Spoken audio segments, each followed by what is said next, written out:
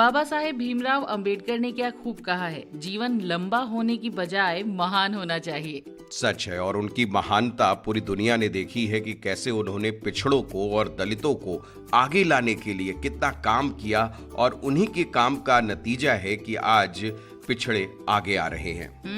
आज है बाबा साहेब भीमराव अंबेडकर की जयंती। बिल्कुल 14 अप्रैल को ही उनका जन्म हुआ था और इस जयंती को पूरा भारत बहुत ही धूमधाम से मनाता है, पूरे उत्साह से मनाता है। इससे पहले कि हम अपना पॉडकास्ट शुरू करें, YouTube पर अपना इंट्रोडक्शन भी दे देते हैं। क्या बात है, आरजे बीजे बोले तो बबीता जैन को इंट्रोडक्शन भी याद आ गया।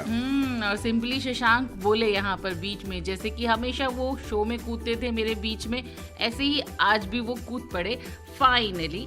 तो भाई आज हम लोग आपके लिए लेकर आए हैं अपना पॉडकास्ट, आरजे बबीता और सिंपली शशांक जी। और ये डुअल जोड़ी आपके लिए आई है जो आपको बहुत जगहों पर सुनने को मिलती थी, अब अपना पॉडकास्ट भी लेकर आई है। तो अगर आपको पसंद आए हमारा पॉडकास्ट तो सब्सक्राइब तो बनता है जी, और अगर ज्यादा पसंद आ जाएगा तो शेयर भी कर लीजिएगा, लाइक भी कर दीजिएगा और कमेंट करके तो जरूर ही बताइएगा कि आपको कैसा लगा हमसे एक बार फिर से दोबारा मिलकर। और कुछ आप भी इंटरेस्टिंग सी बातें बाबा साहेब के बारे में जानते हैं तो शेयर जरूर करिएगा जी। और बाबा साहेब की हम बात कर रहे हैं तो भाई ये भी जान लीजिए कि उनका जो जन्म हुआ था वो इंदौर जिले के महू में हुआ था, और जिस परिवार और समाज में उनका जन्म हुआ वो पीड़ा और भेदभाव का शिकार था, और इसी का सामना बाबा साहेब को करना पड़ा था। भारत रत्न अंबेडकर पूरा जीवन संघर्ष करते रहे और भेदभाव का सामना करते हुए उन्होंने अपनी पढ़ाई को भी पूरा किया, आजादी की लड़ाई में शामिल हुए और स्वतंत्र भारत को एक लोकतांत्रिक राष्ट्र बनाने के लिए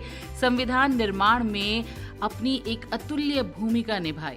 बाबा साहेब ने पिछड़े और कमजोर वर्गों के अधिकार के लिए अपना पूरा जीवन लगा दिया कहीं ना कहीं। शशांक बिल्कुल सही कहा, और बहुत सारे फैक्ट्स हैं उनके बारे में बबीता जो उनको खास बनाते हैं। अब जैसे देखो कि बाबा साहेब को करीब 9 भाषाओं का ज्ञान था और 21 साल तक उन्होंने कई सारे धर्मों का ज्ञान भी लिया।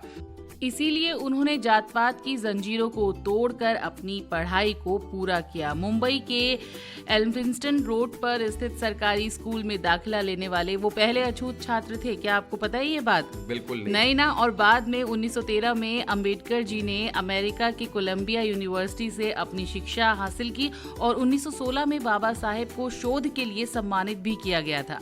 और बाद में अगर हम देखें तो बाबा साहेब ने पेशे से वकील थे और उन्होंने मुंबई में 2 साल तक प्रिंसिपल के पद पर भी काम किया। और आपको पता है कि तिरंगे में दिखने वाला नीले रंग का अशोक चक्र, उसका आइडिया बाबा साहेब का ही था। क्या बात है। लंदन में पढ़ाई के दौरान जब उनकी स्कॉलरशिप खत्म हो गई तो वो स्वदेश वापस आ गए और मुंबई के कॉलेज में प्रोफेसर के तौर पर नौकरी करना शुरू कर दिया।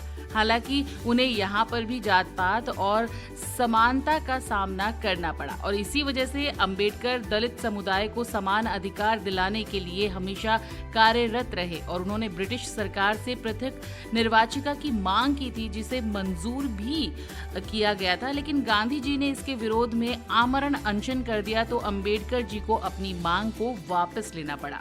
और ये संघर्ष बहुत लंबा चला और 1956 में बाबा साहब ने धर्म परिवर्तन कर बौद्ध धर्म अपना लिया और उनके साथ लाखों लोगों ने ये धर्म अपनाया। और बहुत सारे फैक्ट्स ऐसे ही हैं बबीता उनके बारे में कि देखो, आजाद भारत के पहले वो कानून मंत्री थे। इसके अलावा अगर हम देखें तो ये सिर्फ ऐसे इकलौते भारतीय हैं जिनकी तस्वीर लंदन के पोर्ट्रेट लंदन संग्रहालय में कार्ल मार्क्स के साथ लगी है। बहुत बड़ी उपलब्धि है ये। क्या बात है। अच्छा एक बात बताइए शशांक कि बाबा साहेब का सरनेम क्या था, क्या आपको पता है? नहीं पता तो मैं बता देती हूँ कि भाई बाबा साहेब का असली सरनेम अंबावाडेकर था और उनके शिक्षक महादेव अंबेडकर ने उन्हें अपना सरनेम अंबेडकर दिया। क्या बात है। और देखो कितनी बड़ी पर्सनालिटी, लेकिन बाबा साहब ने अपने राजनीतिक करियर में 2 बार लोकसभा का चुनाव लड़ा और दोनों बार हार गए, लेकिन लोगों का दिल उन्होंने खूब जीता और आज भी हम उन्हें कितनी प्यार से और कितने श्रद्धा भाव से याद कर रहे हैं। हाँ शशांक, हाँ अभी बहुत सारी बातें बतानी है अपने सुनने वालों को, अपने YouTube पर जो हमारे सब्सक्राइबर्स हैं उनको, और जो नहीं भी है ना उनको भी, कि भाई आप भी सब्सक्राइब कर लीजिए। अच्छा, अब आज उनकी जयंती है तो कुछ खास बातें तो बनती ही बनती हैं। आपने ये तो जाना कि उन्होंने संविधान में एक बहुत ही अहम भूमिका निभाई भारतीय संविधान को लिखने में, लेकिन क्या आपको पता है एक और बहुत इम्पोर्टेंट रोल था उनका? क्या था? वो ये था कि अंबेडकर जी ने रिजर्व बैंक ऑफ इंडिया की स्थापना में भी अपनी बहुत अहम, बहुत बड़ी, मतलब कह सकते हैं कि भूमिका निभाई।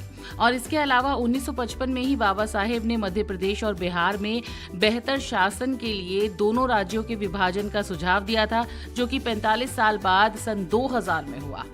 हाँ तो शशांक, आप इतना चुपचाप क्यों हैं? मैं ही बोलूंगी या आप भी कुछ बोलेंगे? आपको कुछ पता भी है कि नहीं पता है? सब चीजें मुझे बतानी पड़ेंगी। नहीं बबीता, तुमने रिसर्च बहुत किया है, दिख रहा है, बह रहा है, रिसर्च उबाल उबाल के आ रहा है और बहता जा रहा है।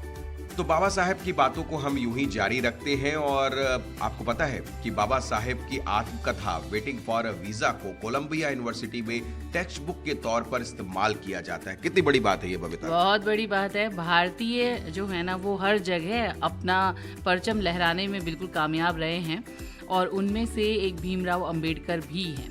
भाई अंबेडकर साहब पहले भारतीय थे जिन्होंने विदेश से डॉक्टरेट और इकोनॉमिक्स के डिग्री हासिल की थी, और उनके पास कुल 8 डिग्रियां थीं। बिल्कुल सही कहा। और ये भी है, इसमें जोड़ दी जाए एक लाइन तो, कि अंबेडकर जी ने 64 विषयों में वो मास्टर थे। क्या बात है! अंबेडकर अपने समय के सबसे ज्यादा पढ़े लिखे संसद सदस्य थे। क्या बात है। और ये भी जानो बबीता कि अंबेडकर जी ने दलितों के साथ साथ गरीब ब्राह्मण छात्रों का भी खुलकर मदद किया करते थे वो। क्या बात है! अंबेडकर ने भारत में काम करने के घंटों को 14 से घटाकर 8 कर दिया। पहले जो श्रमिक थे उनको 12 से 14 घंटे काम करना पड़ता था, लेकिन जो ये 8 घंटे फिक्स हुए ना, ये सिर्फ और सिर्फ भीमराव अंबेडकर की वजह से। और अपने आखिरी दिनों में अंबेडकर जी को डायबिटीज की गंभीर समस्या हो गई थी।